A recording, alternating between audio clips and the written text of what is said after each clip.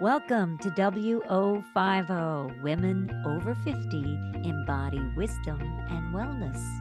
Oh, I know you embody wisdom and wellness, my BFF, Eddie.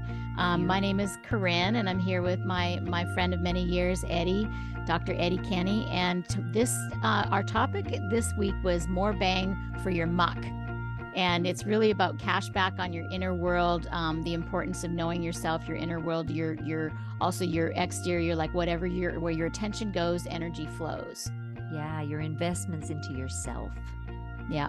And we also talked about the kind of the healthcare system and the importance of looking into, so yes, we exercise and we eat healthy, but also seeing your doctor regularly and doing your checkups. And I thought that was a good part of our conversation. Yeah, it was good. Yeah. Thanks, Ed. So I hope you enjoyed this as much as we did. We sure did. Well, hello, Eddie. Hello, Ken. How are you? I'm like so excited. I'm going to see you in 2 more sleeps. I can't even believe it. I haven't been. I mean, I saw you. I was so lucky. We got to spend March and June together. Mm-hmm. But I haven't been to Newfoundland in 6 years, I think. I know. It's you're going to love it. It's still so beautiful, but bring your warm duds now. It's starting to cool down. It'll soon be October. It's ready. Should I bring my Uggs? I was contemplating to bring Uggs or not. Yeah. Yeah. You can wear the ones you gave me if you want while you're here, but I might be wearing them a lot. That's, you love those. I wanted them so bad. Yeah. I've been searching for those specific Uggs for like 8 years. They're my favorite kind of Uggs that are tall, that have the little white stuff. And I found them on like eBay or Etsy or something. They looked in great shape. And then I got them and they were a little too big for me and they fit you perfectly. Perfect. And I let you wear them and I'm like, fuck. You went, I don't know if I should let you wear these or not. And I'm like, oh, you got to let me wear these. These are exactly the kind of Uggs I love. And they have little beads hanging off the side. And you're like, it took me so long to find them. And I put them on. I'm like, these swim on you. These are way too big for you. Yeah. That was my way of going. I'll buy them from you. You're like, I got them for a good deal. No, you're not buying them. Yeah, exactly. And then she gave them to me. And that's what we do. And that's what we do. I know. I'm so glad you enjoy them so much.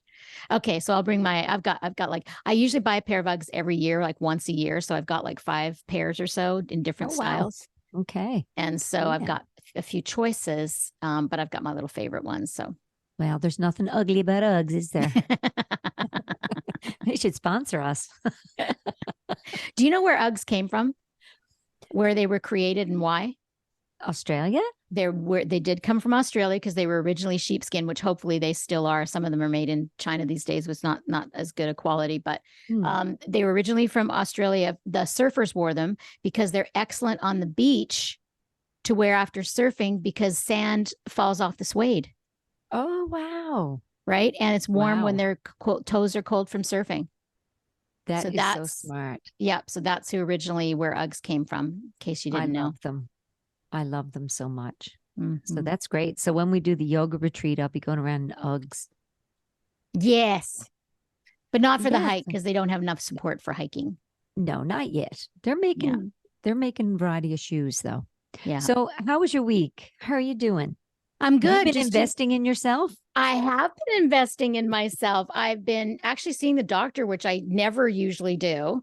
Like me, I'm the opposite. Like I've been paying for health insurance for many years now, and I never go to the doctor ever. I'll go, I don't even have a GP, but I found this nurse practitioner because I needed to get my elbow x-rayed just in case, because I still can't straighten my arm. Actually, it's been from like that nasty little fall. Yeah.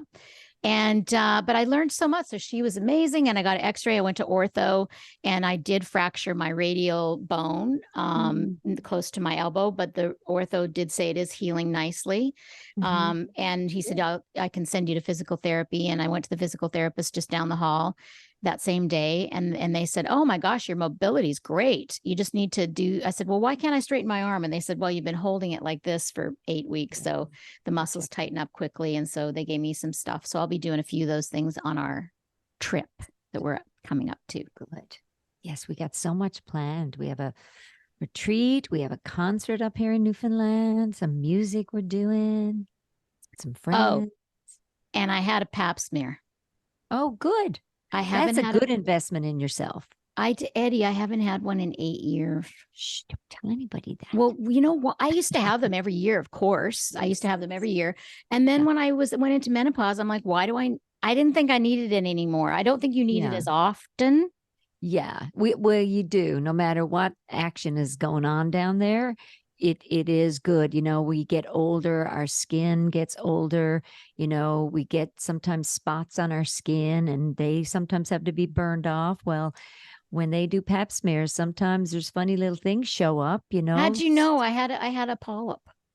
I don't know You because that just I happens. didn't even Look, you. I don't think no, I've ever had a polyp on my cervix. She said it no. was like my cervix was sticking its tongue out at her. She said. Oh, great.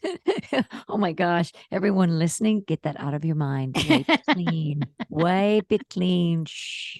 Well, I figure we're mostly ladies listening to this, and this is a topic that we need to talk about, you know? Well, it is. It's like, we take skin tags off and people get sun damage and skin cancer. Well, this is just more shedding of cells and they can pick up stuff. You do get a pap smear done. I recommend women definitely every 3 to 5 years. If there's any Mhm. polyps now, you might want to go every year, every couple of years. Mhm. If there's dysplasia, there's lots of HPV viral things out there now. Well, Women I are haven't had sex in quite a while, so there's I know, nothing well, like but that you know going on. what? Even that, like even that, knowing that when women are on their second marriages or they're dating again or things like that, like we don't know these little viruses everywhere. I mean, my goodness, if COVID can travel the planet Yeah. as fast as it did, just imagine HPV. So the pap smears are one of the most preventative things you can do to just to check that inner investment in yourself, and it's Yeah. literally inner. Inner, it's really inner, Yo, and then inner and intimate. yes, and as we get older, that basement gets dry, and you have to tend to the basement. Yes. You got me And all then kinds of creams that work. there's all kinds of creams and there's options, and you just gotta, you know, talk to someone about it. We don't have to suffer. And women get yeast infections. Women get older and get UTIs, And urinary you get tract infections. thinning skin down there. I think is that called Absolutely. something in Absolutely. your vagina? You get thin skin. Yeah, Is the that? mucous membrane gets thin, just like our lips on our, we have two. Dr. Anna Quebeca says we have two sets of lips we have to tend to. It's very important. Keep them hydrated.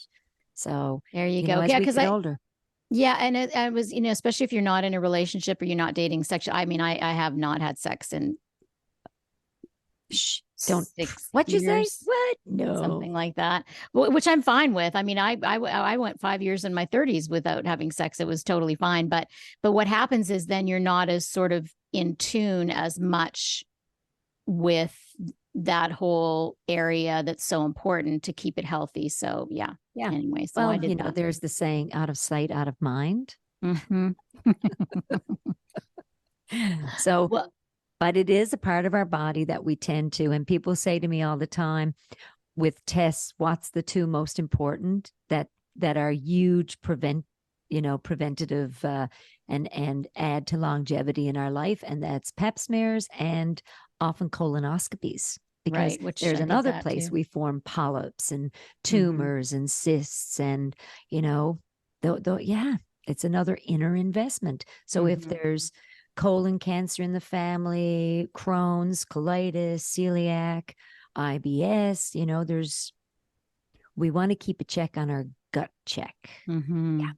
for sure. Our Okay. bowels, our reproductive systems, it's all important. So, Yeah. Yeah, get your stuff taken care of. I do a lot of prevention, and I am very healthy, but yes. I don't go to the doctor very easily, very often, obviously. And Yeah. um it was much a better experience than I remembered. Like, I was scared to kind of step into it because I mean, just the health system all over the world is just such a mess right now. It's all But changing. yeah, Yeah. and there, you can't get a doctor anymore, but you can get a nurse practitioner, which I was Yeah. fine with the nurse practitioner as long as Mhm. they could order me the x-ray, which she could. So I found this freaking amazing nurse practitioner who's a Yeah, they're rock star. great. Yeah. She ordered, like, Eddie, you told me all the a hormone panel that you wanted me, and all the metabolism and inflammation Mhm. markers and thyroid that you wanted me to get, which she wouldn't have known. And she was fine with it. She goes, okay, tell me what you want. She goes, now you're going Mm. to have somebody that reads this, because she said, these are stuff I'm not familiar with. But she went ahead and ordered it all for me. Excellent. And then when I went to the hormone pharmacist today, the compounding pharmacist with it, I told her, I said, listen, I'm leaving for 5 weeks. And so it needs to happen fast. Like, he's got to send it to you. You've got to send in the prescription back. So they all know, and they were all on board, and I'll be able to pick it up Great. tomorrow. I mean, it happens so fast. Even like, I went for my x-ray 2 weeks ago, and I've already seen the ortho and physical therapy, which, I don't know if you probably how familiar you are, but when I spend time with my sister in Vancouver, it's like not a good situation to get in to see a doctor. And everything Well, takes it's time. different. It's different everywhere. And it depends on your doctor and it depends on your history with the person. Like, things are changing now. Some Yeah. doctors are retiring. There's new doctors coming into the field. And, years ago, you'd have that one doctor that followed you for everything. He knew the family, he knew the history, he knew, Yeah. and he would be the one to suggest, have you had your pap smear? Now your father had this. Have you done your Yeah. He knew that colonoscopy? because he knew your dad. Yes, well, he would offer up all that beautiful information, and we go, well, I need, and they convince you to do it. Where now you really have to be responsible. You Mm-hmm. have to take your own health care into your own Mm-hmm. hands. You're the one, your doctor is there, and you just we don't walk in and go, hello, what can you do for me? Yeah. We walk in going, I've got this going on, and we've done some research now Mm-hmm. because a lot of people are getting on the computer or they're talking to people about certain things. So we have to become, the big advocate for our own health. Mm-hmm. We have to For do the sure. investing. We have Mm-hmm. to take the time. What is it? Like that's what our talk's about, Our right? talk is about, which we kind of this is a good topic too, which I'm glad we spent time navigating the healthcare system and embracing wherever we're at, whether Canada, the US, and navigating, and just being patient, no Mhm. expectations, and just patience is key, I think, these days. But yeah, our topic today, the title you came up with is more bang for your muck, Yeah. which is like, we are going to be talking about where your attention goes, energy flows. So wherever you put your time and your attention is your most valuable commodity. Yep. Especially as you get older, but I think it's always that way, whatever you put your time and attention on. And Yes. so and I'm also, we both are, but I'm definitely a big advocate for the inner work. And Mhm. the way I sort of wanted to talk about this was, I hosted a relative of my roommate the other day, and she was, she's interested in all this stuff, but hasn't really invested a lot of time in it, right? And she's now getting ready to retire in a few years, so she's thinking more about how she's going to spend her time, and more about her relationships and how her, with her family and that. And she at one point she said to me, it's just, it's so hard. This stuff is so hard, and it takes so much time, like so much time. And I'm like, girl, how much time have you spent, like, running and working out and on your body, and preparing food for yourself, and work for money? You've spent like half your life working, or more And than she half your life. and she was referring to yoga and meditation and the inner work. Yeah. Yeah. Yeah. And you Yeah. put so much time and energy and it's not been efforting, it's just been your life, as I Well, have put into food, right? Someone else is putting that into weightlifting or running. So yeah. yeah. We put it time in whatever we value. I think I've mentioned this before, because it's what I learned long ago when I try to find how to motivate people. Mhm. Because people will come to me, but then helping to motivate them and get unstuck is a whole other issue, because they might have the desire, but it's Mhm. like they're still, to get unstuck is a tough thing. So I have to somehow help them value it, because we will spend time and energy on whatever we value. And so And you what do you value, value? Yeah. yeah, what do you value? That's your first question. Now, what Right. the thing is that it's blueprint. We all have, like, I know I've worked with people before who, they don't realize that their health is important to them, because they don't certainly spend any time on it. You know, like I've got some people that don't spend any time on their health or their inner wealth, you know, either one. But then when I write down their values and what's important to them, they say that it is important. I'm like, well, if your health and your well-being is important to you and you're not spending any time on it, the equation doesn't work. Yes, because right? often it's just taken for granted. Yeah. It's just taken for granted. Yeah. Oh, it's always going to be there. No, it's not. You have to develop everything you watch. I mean, even this, the blue zones, everyone was trying to stay healthy, stay active, stay motivated. They were developing like healthy habits, right? It was just becoming part of your daily life. Yeah. So when we take for granted our health, and then something out of the blue, people say it all the time. Oh, I turned 50. I turned 60. The bottom fell out of it. Yeah. What were you doing up until then to prevent the bottom falling out of it? You know, what was your muck? Yeah. What was the muck? Even family genetics, even, when people do the genetic studies, there's always this blueprint there. Our parents give us a health blueprint, a wellness or illness. But they throw, it's like juggling, there's diabetes and there's heart disease and cancer. And, I have people, they say, well, you're going to die of something. My older brother used to say, oh, Eddie, look at her over there. We'll go to see her and everybody be crying. And then they'll say, what'd she die of? And I'll say nothing. She died for nothing. She died of nothing. She died of nothing. So healthy. Yeah. I don't even think she's going to die. It's like, well, the body. So, which is another topic, but it's, looking at, okay, I got some of these ideas now. My father had different things. My mother, my brothers and sisters suffer with different things. Okay. So that just gives me a little heads up, but health has always been important to me. Fitness has been important. Staying well. It's funny, I never told you this, but yesterday I played pickleball and I tripped. And on one end of I did, and I went down. And I think every time you injure your elbow, I injure mine. It must be this cord connection we have. I don't know. For sure. And so, but I hit my elbow, my hip, and my knee, but I bounced right back up so fast. And it only stung a little bit. But everybody was so sweet because they're like, do you need a minute? I'm like, no. I was like the dog at the dinner table. I was running for every ball. I was running for everything. So, but I bounced back up and I didn't have a bruise. I had maybe a little red mark on my elbow, but nothing resonated after. Like there was no residual. And I was like, oh my God, this is good. So sometimes like a little fall gets you in check, doesn't it? Yeah, reminds you. Oh, every time I stumble or, I did have one that bad fall, but I'm a little bit clumsy. So is my mom. And I'm always amazed at how great my reflexes are. Even with my fall, my reflexes were amazing. And how I'm stretched out because I'm a yogi. So I don't ever touch wood. I don't pull things, It's so important because that's what most people, as we get older, the injuries are from there's not much flexibility. Everything's pulled. There's muscle spasms. There's yeah.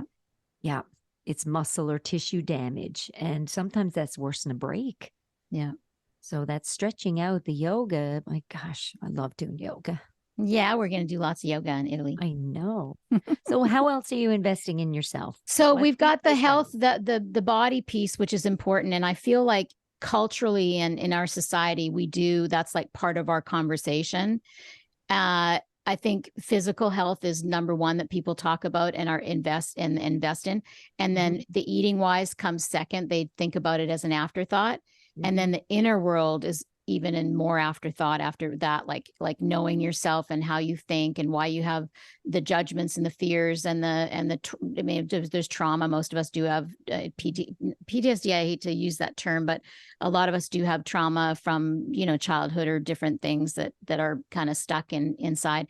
And so, the meditation for me also goes with, because to me, the reason why we meditate is to notice how many thoughts we have. That's really why you sit and meditate. It's like, I got all the thoughts. Well, that's very good for you to notice, because usually you're running around in the day and you don't realize how many thoughts. You think your thoughts just start when you close your eyes at night, or when you close your eyes to meditate. The thoughts are always going in the background, running like a virus in your life, right?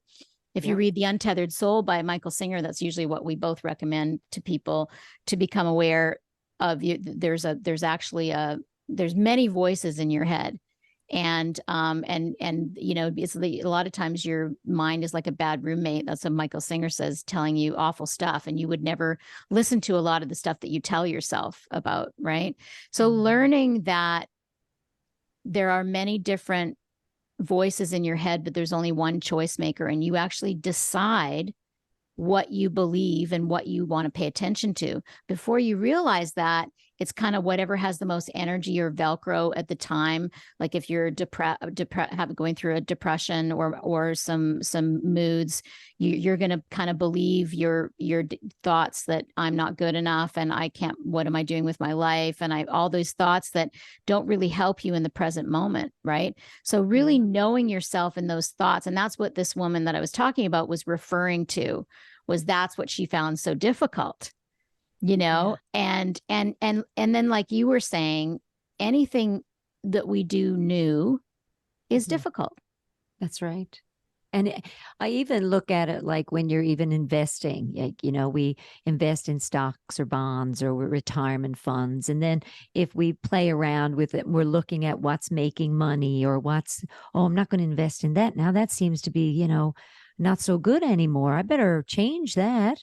We don't have any problem changing it. We just go, I must change that, especially as we get to know the market a little bit. So it's the same with ourselves. You know, the value you place on, well, if I don't know enough about that one, maybe I should learn about it. Maybe I should enroll in a course and study a little bit more on this. Or, you know, like during COVID, when I enrolled at Yale online and studied the psychology of well-being, right? I went, wow, you can teach an old dog new tricks, you know, like this is good. This is good, really good stuff. And stirring the muck, right? Stirring our old junk and our old thoughts and getting rid of what doesn't serve you anymore. Maybe it's an old belief system. Like it's really good to do that. It's a reinvestment. It's a, you know, maybe you don't like the color of your house anymore and you want to paint that. It's the first thing you're looking at driving up. Like little shifts and changes and what you're placing value on. But when it comes to yourself, you know, it's easy to change the color of your house and the paint, but what does it do for you really? What does it change? Right. And there's nothing wrong with that. But the distinction that I share with people, and I do want to go back to anything you start that you first start is difficult, like anything. But also I wanted to say that, I've got lost it now. So let's go back to anything you start new. So it's like anything anybody starts new. I tell my nephew that, and my niece is like, because they were getting ready to start their first jobs in the last few years and to apply for jobs for the first time. And I'm like, listen, if I had to apply for a job, I would be nervous. Anything we do new for the first time, like even to like, I remember when I would be singing for years, and if I was going to sing a new song, remember how nerve-wracking it was the first time you sang a new song on stage? You know, and that you'd been singing for years on stage. So anything we do new is always going to cause a little anxiety, a little nervousness, and that's normal. And so it's the same thing with learning this new way of looking at life, taking responsibility for your inner world, knowing that your belief systems were programmed into you, and taking a look at those.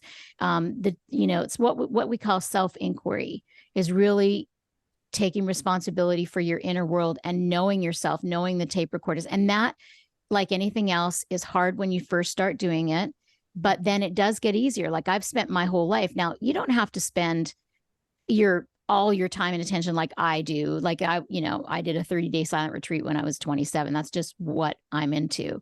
And that's why I teach it and share it. But whatever you focus on grows. So if you're spending all your time and attention on working out, but you're not eating healthy, it's kind of like that metaphor of putting sugar in a high powered sports car, you know. And so it's the same thing with your inner world. If you're focused on eating perfectly healthy, but you're not knowing yourself and knowing why you have judgments or fears or take things personally too often, and start really, because there's nothing outside of yourself. And I know that's a hard one to get, but anything that happens in your life is happening for you to understand yourself better. Yes, And it's all interconnected. mm-hmm. The physical, the emotional, the nutritional, it's all interconnected. Absolutely. Yeah. And the comment that our friend Lissa would make, she doesn't say this much anymore, but the first 3 years I worked with her, she'd be like, why do I have to spend all this time and even the money if she went to see a naturopath, like the time and the money on all this natural stuff? And I'm like, you spend time and money on other things without a problem, on music gear or whatever. And it's just she's not used to, and she hasn't realized the return on her investment, but now she does. Yes, this lovely, beautiful guitar, right? We go, oh my gosh, your guitar sounds so much better than mine. Why is that? Well, I put more money into it. It's a higher quality. It's got really good strings. I It practice has a a lot. good tone. It resonates. I took lessons. I practice. It gets played. Yeah. It's like the same with the body. Motion is lotion. You keep moving it. We sit around too much, but we don't have to run 100 miles a day. We don't have to do every marathon that comes at us when we're athletes. The body, as we get older, we're at this point now, we go, what am I placing value on now? Mm-hmm. What's serving me? Yeah. I'm serving, but what's my inner world really enjoying? Yeah. And outer world, you were talking about the physical body. It's like, if you start Interconnected. to get stiff, like, oh, maybe I should, move a little more in the morning or whatever. It's like Yes. everything's the world is giving you constant feedback. You always say our body's like this dashboard. And really when people say, well, what kind of meditation technique should I do? I'm like, or they'll say, I already meditate. How do I know if it's a good technique for me? I'm like, the way you know if food is working for you, if exercise is working for you, if your meditation is working for you, if your life coach is working for you, is how are you doing? Are you doing well? Are you seeing progress? Are you doing better than you were 6 months ago? Or are you staying the same or going backwards? I was on a hike with a friend of Jamina's, her and this guy who I taught how to meditate like 10 years ago. And he's been doing this macrobiotic. He's got a lot of health issues and he's been doing a macrobiotic. And I said something about Eddie putting me on keto. And I said, then my body stopped. It was amazing for 8 months. And then my body stopped responding. Eddie said, okay, it's time to stop now. And he goes, oh, I feel like my body stopped responding to macrobiotic like a long time ago. And I still keep doing it. I know. And I did macrobiotic. It's funny when you said that because I was making twig tea and it was really wonderful, but it was years and years ago. And I said, okay, I wonder when this is going to be done. And then because I was not enjoying it anymore, and that's when I went, I guess right now. Because I've done this for 2 months and I know how to do all these amazing recipes, and I can use arrowroot powder and, agar flakes. And I knew what to use. And I went, okay, I've learned. Yeah.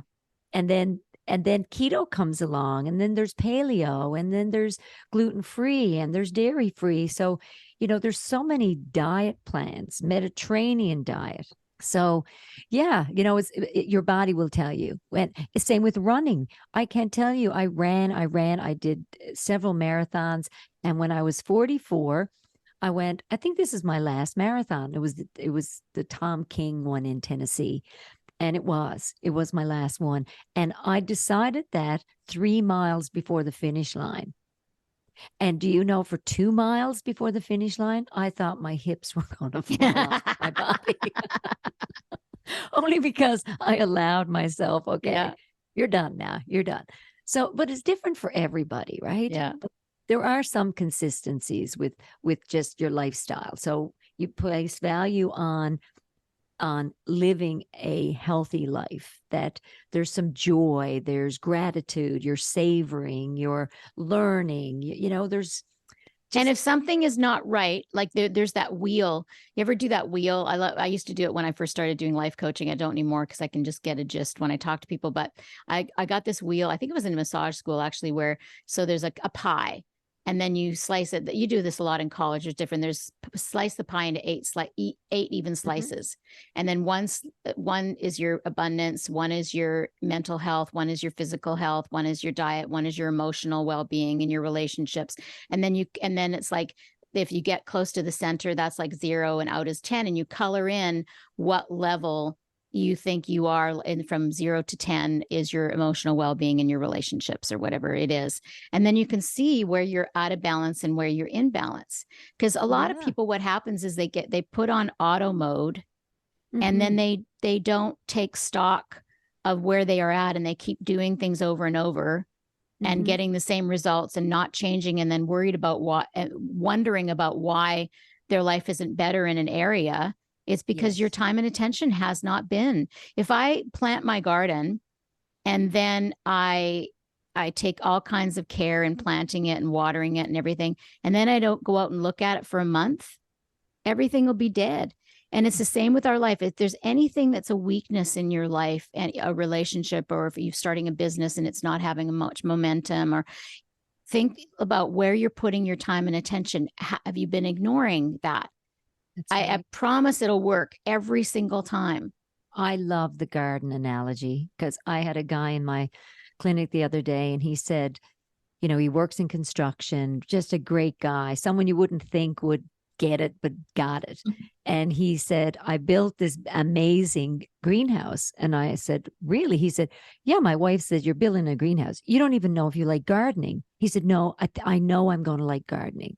And she said, you don't even eat good food. No, I'm going to eat good food. I've gone to Eddie. I'm going to apply this. And he said, I saw you. And he was in for his recheck the other day. And he said, I built an A-frame greenhouse. I said, oh my God, Corinne would go crazy. She would love that. And he said, and I put a sitting area in it. And I go out and I sit down. He said, there's not one weed growing in any of my herbs and everything I've planted. There's not one weed. And I said, so what does that say to you about you?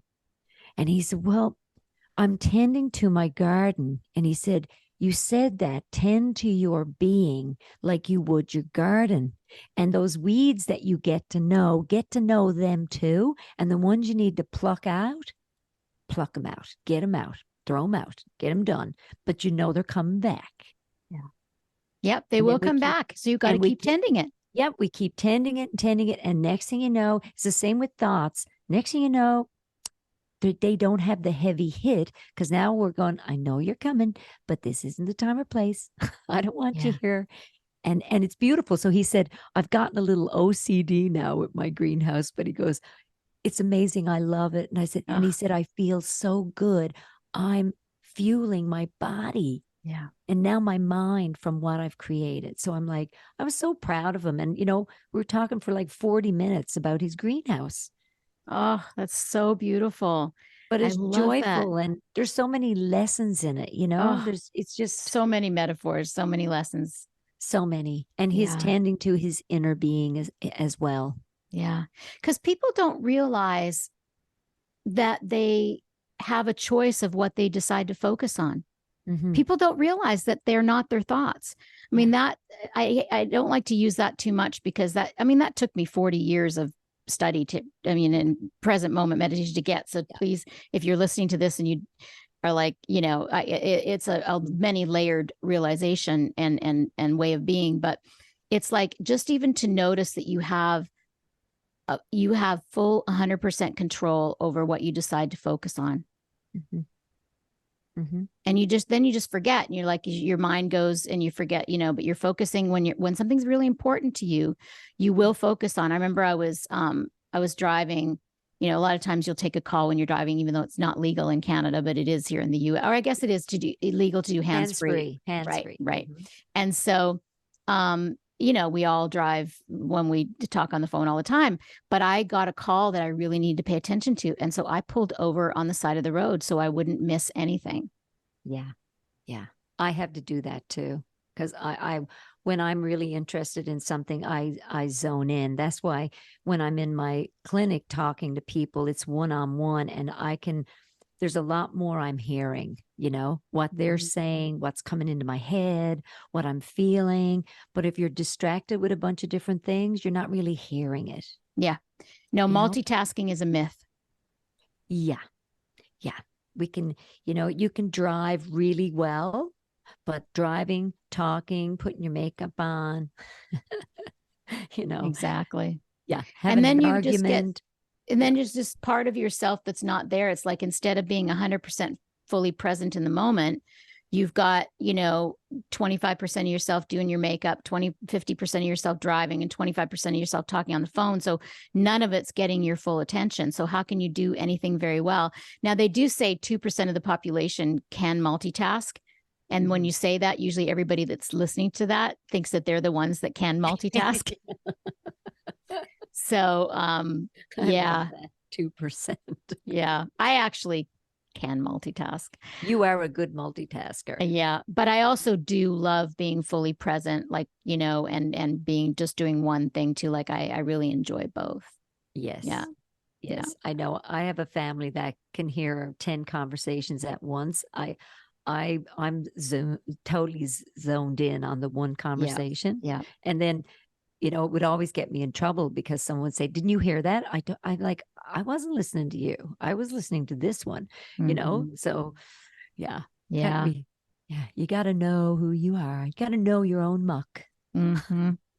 Yeah. So that, that really more bang for your muck to me means, wherever you put your attention, that's what's going to grow. So take a look, take stock in your life.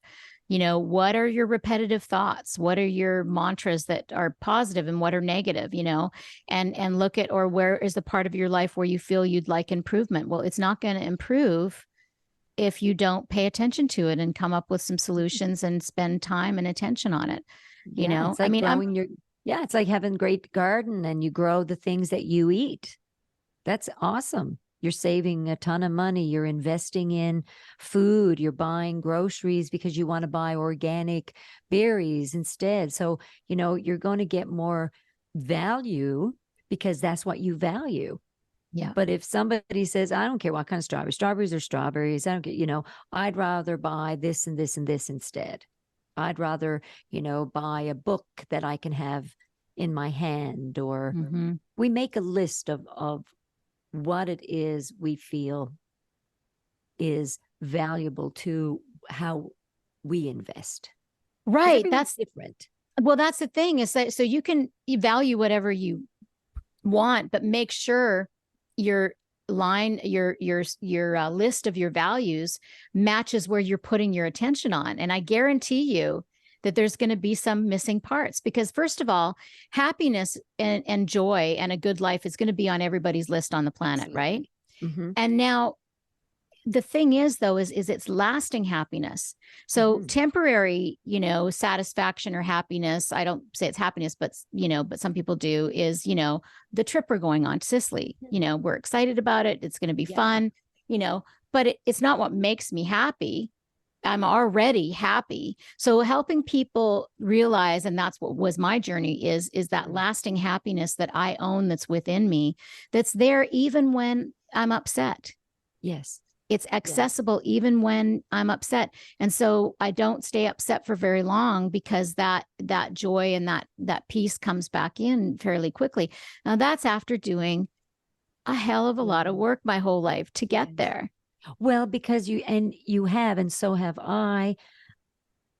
There's a lot of people that when they say, all I want is to be happy. How many times have we heard that?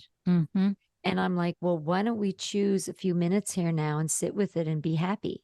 Let's find something to make both of us happy.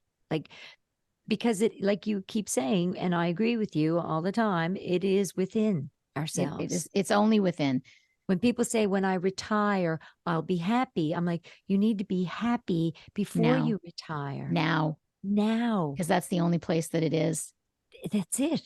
So this seeking, like we had that on another podcast, the quest for happiness or happiness and hormones. Happiness is going to be in every single topic we're going to talk about. Yeah, because it's our innate nature. It's Yes. who we are.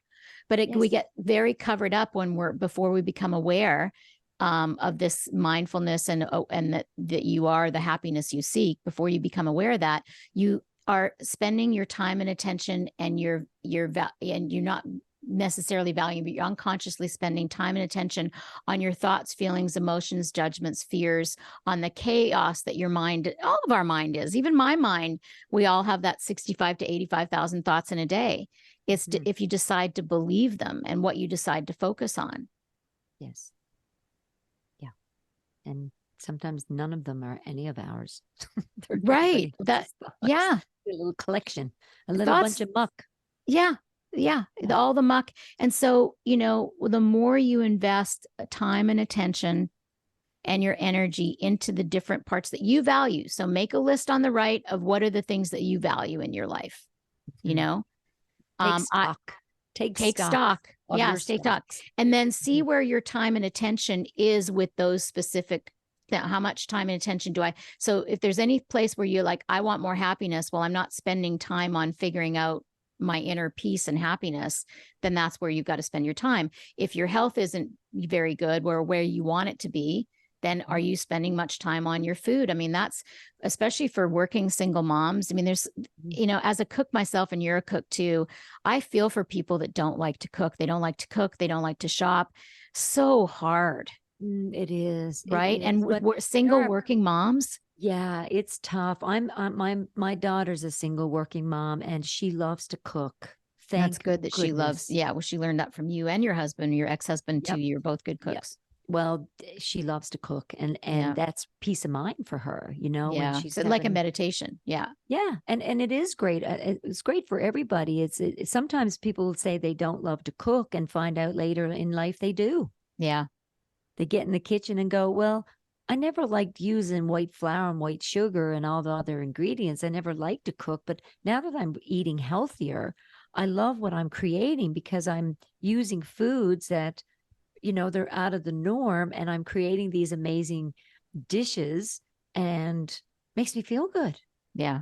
Yeah. Because the pain outweighs, or the avoidance outweighs the pleasure of it once they just start. But what would you say? I've got this one client, I've been working with her for a while, and she's a single working mom. She's got 2 young boys, 9 and 10. And she's a nurse. She works really hard, and she's like a hospice type nurse. So it's a lot, very high emotional, and she does not like to cook at all. And she's getting better. We've been working together, but I sent her this link in Instagram, how we send each other things. And it was of this woman who did a really easy meal prep, because so in my mind, this is easy. You go Sunday, you chop all your vegetables, put them in a bin, and she showed them how to label it. And then you can put all these amazing meals together just by spending an hour shopping, and maybe an hour and a half chopping and putting stuff. I was like, oh, this is great. She'll love this. And she sent me back a video that was like this mother saying, I spent, 3 days this week cooking and cleaning for the family, and the kids were so picky they wouldn't eat it. So I just found out that I had more left, like more, was throwing away food more and had more dishes. So I decided to stop cooking. Because when your kids are picky eaters. And then when she said that to me, I'm like, you know what? Do it for you then. Yeah. Do it for you. Yes. And she did agree with that. I don't know if she'll follow through with it, but there's one thing at a time. When I talk to her and other people, it's like, I've got to find out where she's interested in doing some shifts. And she has done a lot of shifts in the past year. She's a totally different than she was. We've actually mostly done the inner work with her that's really helped her to not believe in her thoughts and stuff. And she is one that doesn't even meditate, but we've done a lot of other things. She's listened to podcasts and stuff, and we've talked a lot, and her mental health is so much better than it was. That's great. Yeah. That's great. It's just every day, just every day working a tiny little bit, just a little bit on what you are interested in, what you want to improve on, what would you feel would really benefit you long term. As we're getting older, one of the biggest gifts you can give yourself and to everyone around you is your own good health. So even if you're dealing with health issues, We want to have less issues in our tissues. So it takes a little more effort, or sometimes it's not even work. Sometimes it's just a different lane we jump in to go, I could try that. Let me try putting this, or I might try walking every day. Maybe I'll do, there's just take baby steps if it's Baby difficult. steps, exactly. It doesn't change, doesn't happen. But what I love is the momentum of things. Like whatever we do every day grows. And so what happens with people is when they get on the treadmill of life and they work every day and they're not happy every day, and every day they don't exercise, and every day they don't eat healthy. And then after 5 years, then depression and anxiety set in because they haven't spent any time on changing the way they do things to help cultivate, the time and energy and investing in their health and happiness. And Well, and that's when they come to see people like us. We're like, everybody's bottom is different, that they want to make changes and they're ready to make the changes. And I just, yeah. I know I just have seen so many people with miraculous results recently. It's just so fulfilling for me to have somebody come in and they're so sort of distraught and maybe even hopeless when they come to see me and they've tried everything. And really within a few weeks or a month, everything starts to turn around. And it's not like they might not take 3 steps forward and 2 steps back, but the momentum is there and the change is happening. And it's I just I love it. know. I just I love do it. too. I love that. That gives me so much joy too, to see, I say to my patients, you're my walking billboards. Yeah. Yeah. You make me so happy. I look at you, I look at like bundles of sunshine coming at me. And when people say, oh, thank you for saying this, I'm like, I don't even remember what I said to you. I just know you did whatever I said, because, or whatever clicked with you, or whatever you found. Maybe I was just the drop, the seed, and it grew, because But it they do all takes, the work. they do That's all what the I saw work. when people thank us. We're like, I'm glad that I was there as a messenger for you and what I said resonated, Yeah. but you did all the hard work. Yeah, you did all the hard work. It's like it's like this darling with his garden. And he said, here I am, big macho construction guy, and now I'm happy over I've got like cucumbers that could win prizes at festivals. And, and he goes, So cool. here's all my buddies drinking beer and hanging out in the sheds, and I'm in my garden pulling weeds. It gives me so much joy. I'm like, oh, that is so sweet. I said, you could still go and enjoy, you know, hanging in the shed and having beers. But if that's every single day, that gets old too. Yeah. It does. And that's beautiful connections. Yeah. Hanging in the shed and having the beers, and or going on trips or going to cabins, or what people do and travel. But it does change, because Yeah. as we get older, we start to reevaluate how much alcohol can be consumed, really how much junk food can be eaten, how much life we have to be lived. And then we go, whoa, time, energy, health, well-being. Hang on here. I have to reevaluate again. Yeah. It's a constant reevaluating. You don't just Absolutely. try one thing and keep it forever. That's right. It's constantly changing.